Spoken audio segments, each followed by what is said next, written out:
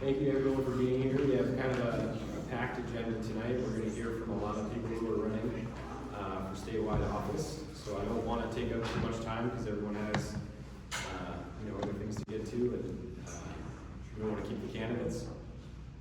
So first up, we have our General Treasurer, James Diossa, who will be running for re-election for Treasurer. Thank you.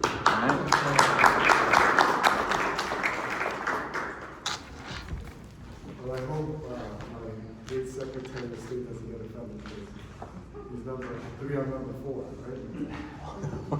But anyways, good evening. It's great to be here with all you fellow Democrats. I also want to say a very big thank you because in the last election, you all were very, very helpful and really helped me get through the finish line. And I want to say it's been an incredible journey these last 3 years now for serving as your General Treasurer. And to me, more than just being a Blackstone Valley kid, more than just being the General Treasurer, I think the values of Democrats are more important now than ever. I know that on Easter Sunday, many of you were reading many passages, whether biblical or not, but to read Donald Trump's tweet this Sunday was outrageous and concerning for the future of our country. And that's one of the main motivators why I want to continue in public service. Not solely just to fight Trump and his agenda, but to show people that there are good people in public service, such as myself, our great Secretary of State, and many here, including your mayor and council. And so we're doing the work for the people that we represent every single day in a very open, transparent, and honorable way. Treasury, we've been doing a lot of work. We've been managing the pension. Over the last 4 years, we've seen some good growth happening from strong markets that have occurred. Treasury, the memo is very clear. We want to be able to enjoy the upside of the markets. When the markets go down, really have minimal impact to the fund. And over the last 3 years, we've seen a growth of about $3 billion. And that's representative of the good work, the steady work of my team. Outside of that, we just held an auction last year for unclaimed property, very successful, over $1 million of sold items.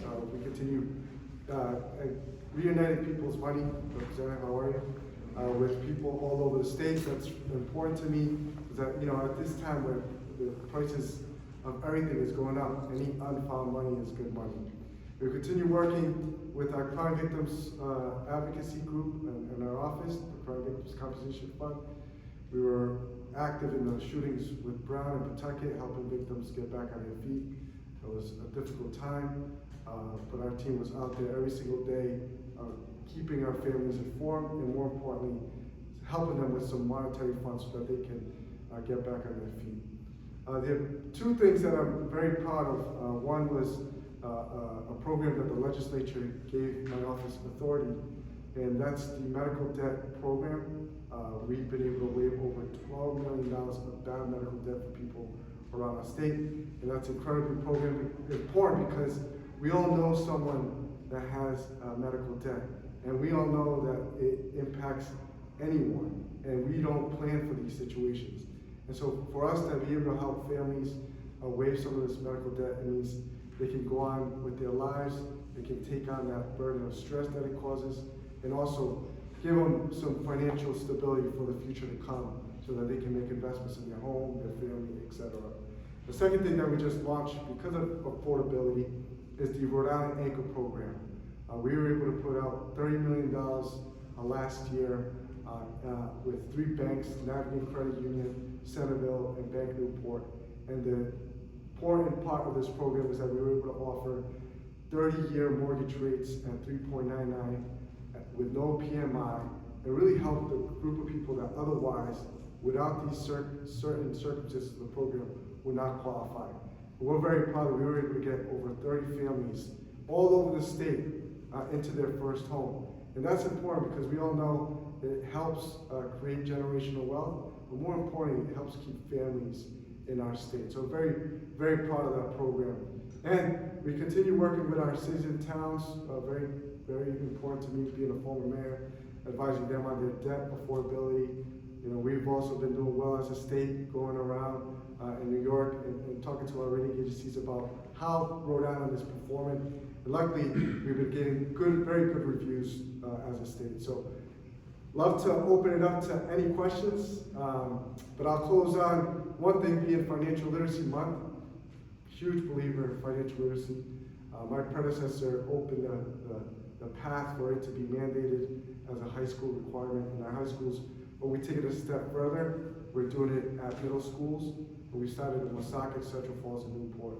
And this is all because of a survey of teachers who said, we want you all to come back and help us with our younger folks, so that when they get to high school, they're better prepared, and we're doing just that. So, questions? I'll take any questions. Sir? Is there a threshold for the that program? Like, is there a median income, like for the family, like if they make too much money, you can't? Correct. And it has to be, I forget the percentage off the top of my head, of the debt to income ratio as well, right? And so, the good thing about the program is managed by a third party, because we don't want to deal with any HIPAA violation or HIPAA rules.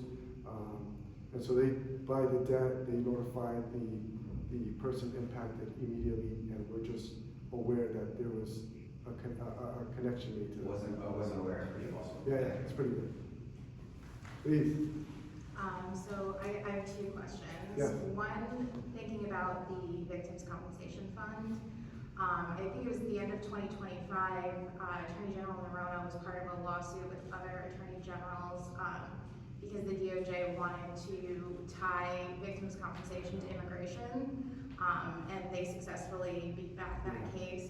But do you see a path for the Treasurer's Office and the Attorney General to work together on kind of ensuring safeguards for the compensation fund to make sure that they don't get tied to things like immigration or I know domestic violence advocates are fearful about those protections as well. So that's my first question is, do you see a partnership there?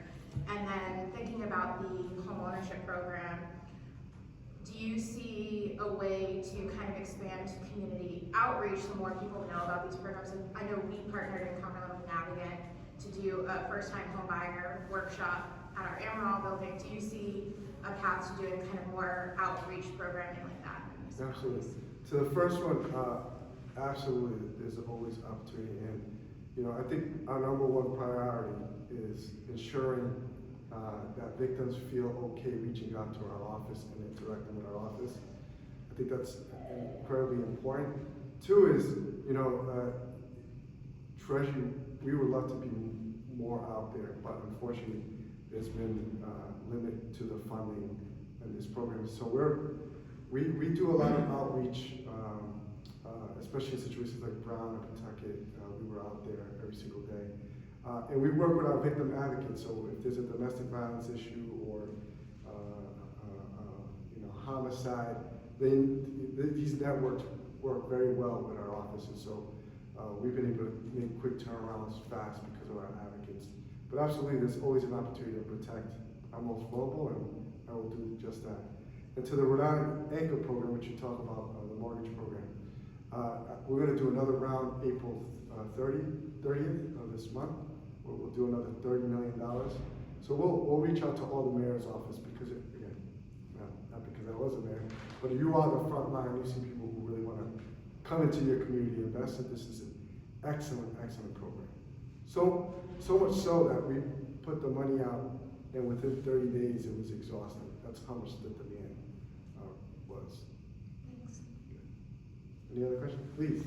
Given how national priorities have changed to Democratic states, where do you see you'll have to pivot in your prioritization as a general treasurer? Look, I think as Democrats, we just got to continue working hard and showing people that we as Democrats can offer the best public service.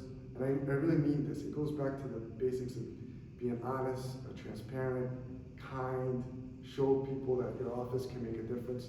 I think that's number one. But I also think there's another side to this, which is, and you're hearing it on both sides, is this issue of affordability. People are getting priced out of their rents, food, utilities, everything costs more. People are choosing whether to eat or to pay for their medication.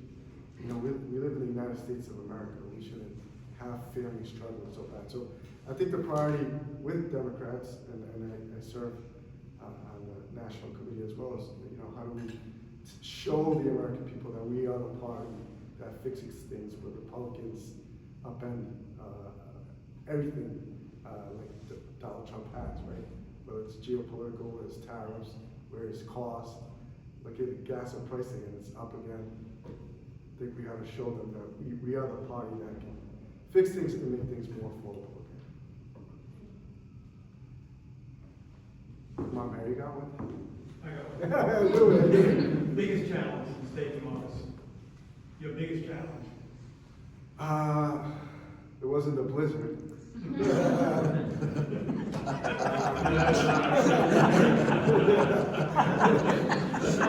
I'm just kidding. That's a mayor joke. Look, it's you know, it's a few things. One was you know, it's a very different office from being mayor, but it's always, you know, ensuring that you know, managing such a big fund for retirees of $13 billion, you know, ensuring that information is out there for the people who follow this. I also think it's been very important for us to inform the legislature of some of their changes and things like that. But I think that the number one biggest thing is, you know, dealing with a lot of misinformation out there. Even regarding my office, like that, battling that is incredibly hard because it spreads like wildfire on social media. And so I'm very active. I go out everywhere. My team's out there every single day, just ensuring that people get the right information, the right access. So, thank you. I only ask you that because they, you know, as the mayor, they were questioning your qualifications. Oh, I know. During that campaign, said you done great. So. No, I know, and I mean this, and I know there's another mayor in the back, but you know, I truly believe that if you are successful as a mayor, you can do any job in public service, because not only do you have to be innovative, but beyond being innovative and creative, you run for mayor because you really care about people. And that job really humbles you, and you see it every single day, how your policies impact people. Because I remember when I used to get to City Hall at 7:30 in the morning, there'd be people out there just wanting to talk about their issues. And Mayor, I give you a lot of applause because you're doing an incredible job. And I think that's the biggest qualification where I felt that I was confident that if I could do the mayor's job, I could do any job. And I'm loving this job, so thank you again for all your support, Congressman. Appreciate it.